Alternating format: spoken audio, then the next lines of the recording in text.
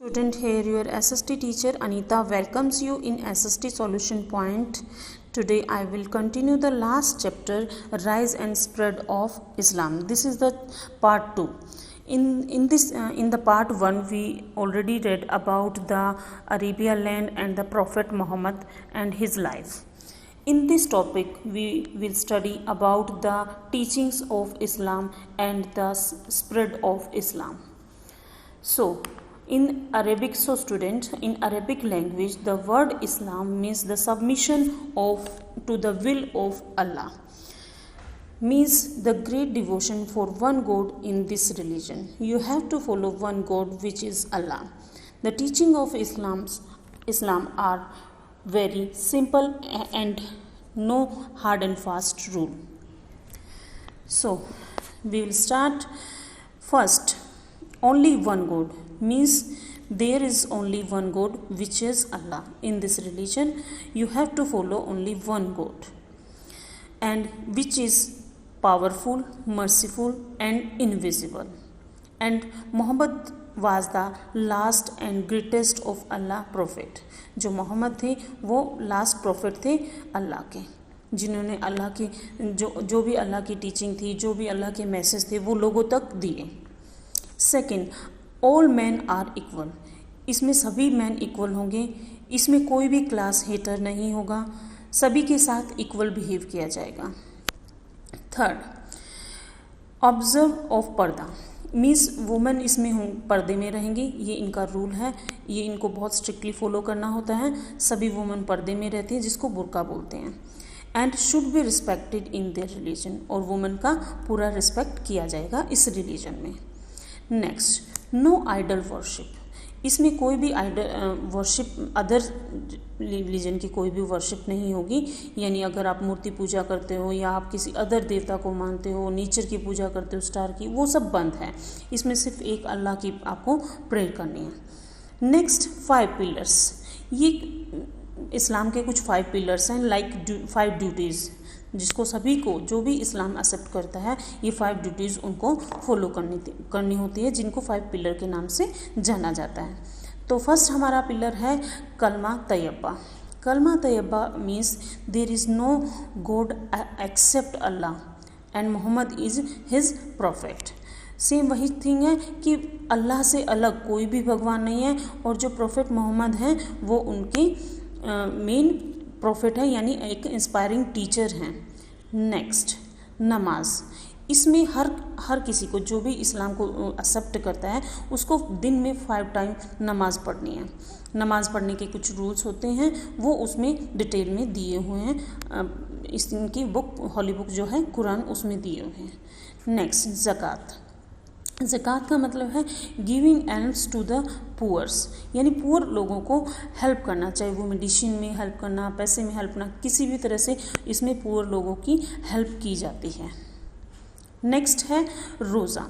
Fasting during the Holi month of Ramzan. ये रमज़ान का महीना आता है जिसमें लोग फास्ट करते हैं. 14 डेज़ का ये फास्ट होता है, जिसमें हर मुस्लिम को करना पड़ता है जो इस्लाम कबूल करते हैं. लास्ट पिलर इज़ हज. हज क्या है? ये एक जर्नी है जो प्रॉफिट मोहम्मद ने की थी. मक्का से मदीना की तरफ जब उन्होंने मूव किया था तो उसको बोला गया था. तो इसमें भी एक मक्का के लिए क्या रूल है कि आप जो भी इस्लामिक हैं वो अपनी लाइफ में एक बार मक्का की यात्रा ज़रूर करेंगे. उसको हम हज के नाम से जानते हैं, ये उनका हज होता है. तो ये हो गए हमारे 5 पिलर्स. नेक्स्ट है एब्सटेन फ्रॉम, मीन्स आपको किससे बचना है, क्या चीज़ आपको नहीं करनी है. फर्स्ट, हार्ड ड्रिंक यानी you know very well, hard drink, liquors, इन चीज़ों का सेवन नहीं करना है, ये इस्लाम में बैन है.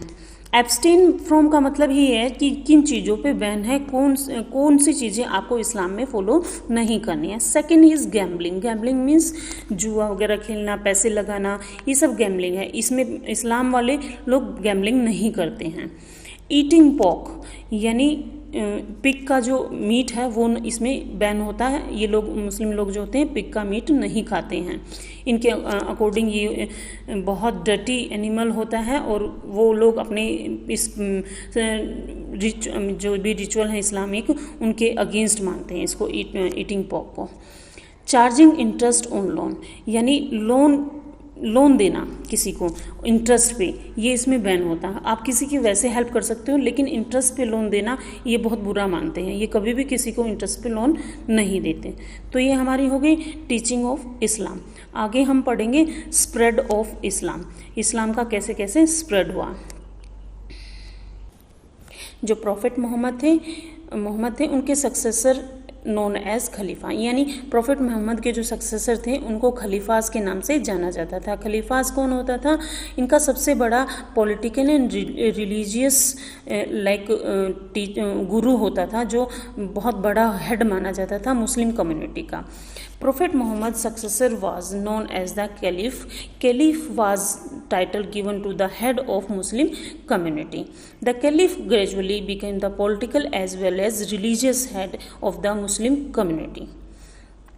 And then Abu Bakr was the succeed of Prophet Muhammad. Abu Bakr जो थे प्रॉफिट मोहम्मद के बाद खलीफ बनते हैं और इनकी लीडरशिप में जो ये इस्लाम था वो सीरिया पैलेस्टाइन तक पहुंच जाता है। 634 में एडी में अबू बकर की डेथ हो जाती है। Then Abu Bakr work was carried by his successor Omar. Abu Bakr के वर्क को ओमर आगे कैरी करते हैं, जो 10 साल तक खलीफा के जो पद है उस पे बने रहते हैं और अपनी पावर से वो इस्लाम को बहुत स्प्रेड करते हैं, like Jerusalem, Mesopotamia, Babylon, Assyria, Iraq, Egypt तक ये पूरा इस्लामिक रिलीजन को स्प्रेड कर देते हैं, अपने कंट्रोल में कर लेते हैं इस पार्ट को, यानी इन पूरे पार्ट्स में इस्लामिक रिलीजन स्प्रेड हो जाता है। नेक्स्ट इसके अब पहले आए अबू बकर, उसके बाद आए ओमर। ओमर के बाद Othman was appointed as his successor. Othman dynasty यहाँ से स्टार्ट हो जाती है, जो ओमर के बाद थ्रोन लेते हैं। देन जो अली था जो सन-इन-लॉ था प्रॉफिट मोहम्मद का, वो इस बात से नाराज हो जाता है कि मैंने इतनी दिन तक इस्लाम को टेक केयर किया, इतना कुछ किया मैंने, और ये थ्रोन मुझे नहीं मिलके किसी और को चला जाता है। तो इस बात से अली और अली के सपोर्टर जो होते हैं वो नाराज हो जाते हैं और वे अली के सपोर्टर क्या करते हैं, इसकी खलीफा की यानी उस्मान की का मर्डर कर देते हैं। Ali too was murder and the same time later his son, और अली का भी इस सेम टाइम उसके मर्डर हो जाता है, क्योंकि ये दोनों अब यहाँ पे इनका पार्टीशन होना शुरू हो जाता है। अली के फॉलोवर्स एंड उस्मान के फॉलोवर्स, ये दोनों एक दूसरे के एकदम अगेंस्ट हो जाते हैं। दोनों में काफ़ी क्रूएलिटी आ जाती है एक किंगडम लेने के उसमें, डायनेस्टी के लेने के उसमें। तो अली का भी मर्डर किया जाता है। जब अली का मर्डर, अली और उसके पूरे परिवार को बहुत क्रूएलिटी से मार दिया जाता है।